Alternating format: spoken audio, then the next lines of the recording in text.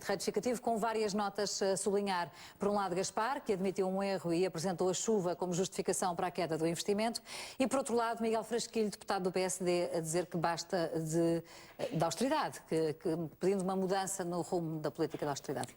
Bom, enfim, indo por partes e começando, se calhar, pelo Gaspar. Pela questão meteorológica.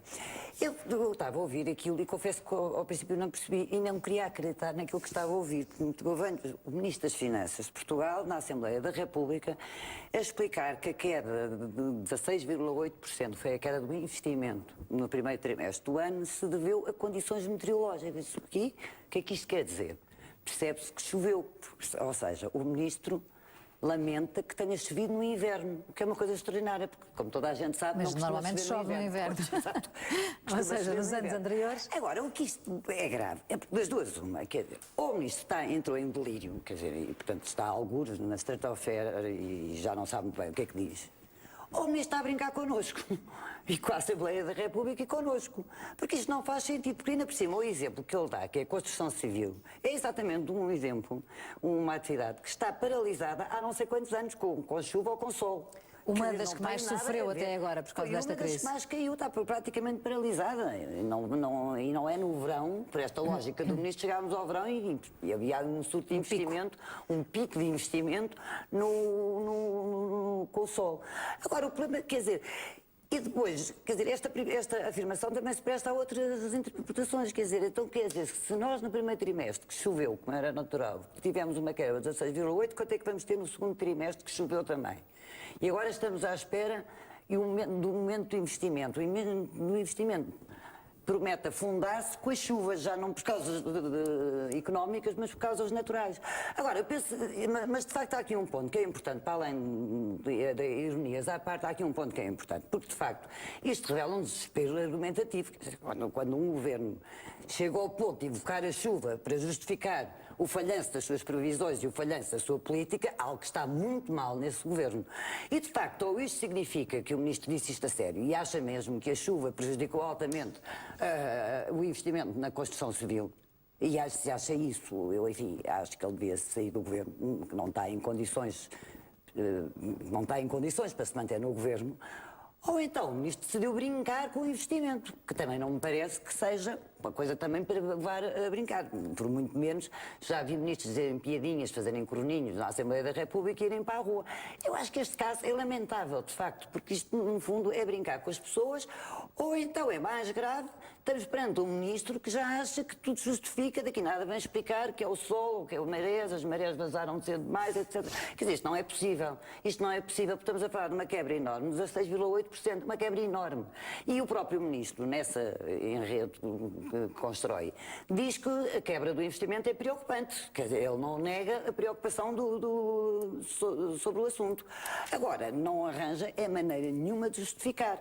E se o problema é a chuva, é o mesmo que estar a dizer que o governo não tem qualquer controle sobre essa matéria. Portanto, se o investimento em Portugal depende da chuva, se está chuva ou não está, então não há momento de investimento, porque o governo não tem nada a apresentar, porque basta continuar a chover para o momento de investimento se afundar. Portanto, isto não faz qualquer espécie de sentido. Não faz qualquer espécie de sentido. E é grave que isto tenha acontecido. Eu vi a cara do deputado, nomeadamente o deputado do PC, olhar para aquilo e identifiquei-me com aquilo, porque de facto aquilo não... Como é que é possível? Como é que é possível chegar-se agora, em 2013, no meio da situação que nós vimos, e ouvirmos o Primeiro-Ministro das Finanças dizer não foi a chuva, tivesse feito sol e nós tínhamos aí uma construção civil pujante, tudo aí a construir casas e etc, e hospitais e por aí fora. E nesta sessão parlamentar, Gaspar assumiu erros, não estava incluído, quando não estava incluído nesses erros esta declaração, com certeza, mas enfim, disse que devia estar arrependido, devia ter começado pela reforma do Estado e não pela consolidação orçamental. Eu estou de acordo com ele. Eu isso acho que é um erro, aliás, sempre defendi essa tese, sempre defendi que o Governo devia ter começado exatamente de uma reforma do Estado.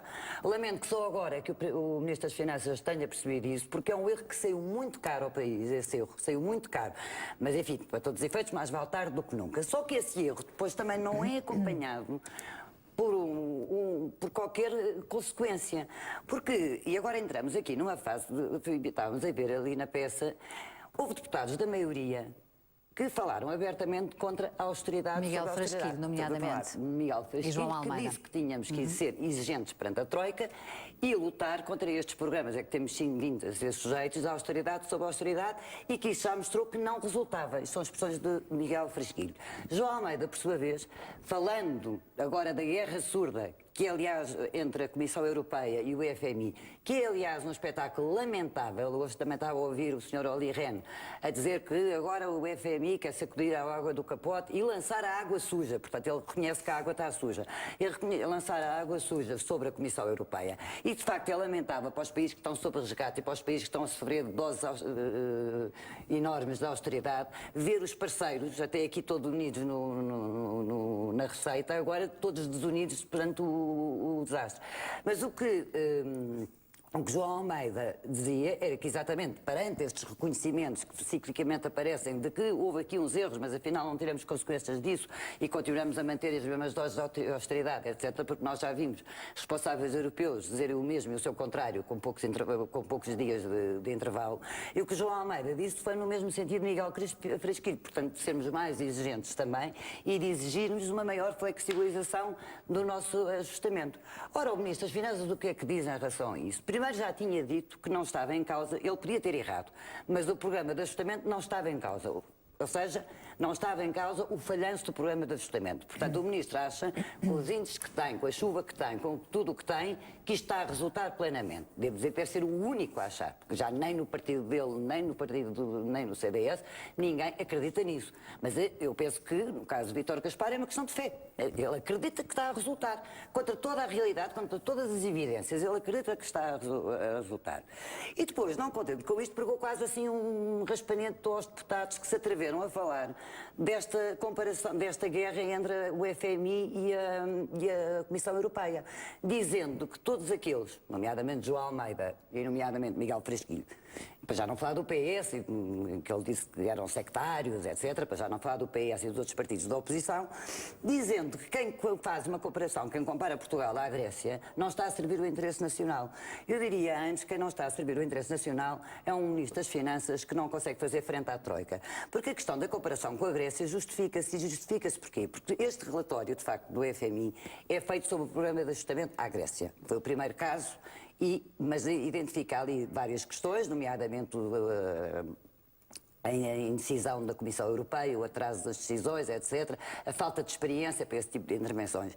E, em alguns casos, ainda hoje os jornais davam conta disso, fazendo comparações exatamente com a Grécia, porque, em alguns casos, é evidente que nós fomos sujeitos a uma receita semelhante, em alguns aspectos. Nem tudo foi igual, mas há muitas coisas a que nós fomos sujeitos. Portanto, se o FMI reconhece que foram feitos erros colossais no programa de resgate à Grécia, é natural que também esses erros tenham sido cometidos também em relação a Portugal, já que a receita, não sendo igual, foi muito semelhante também.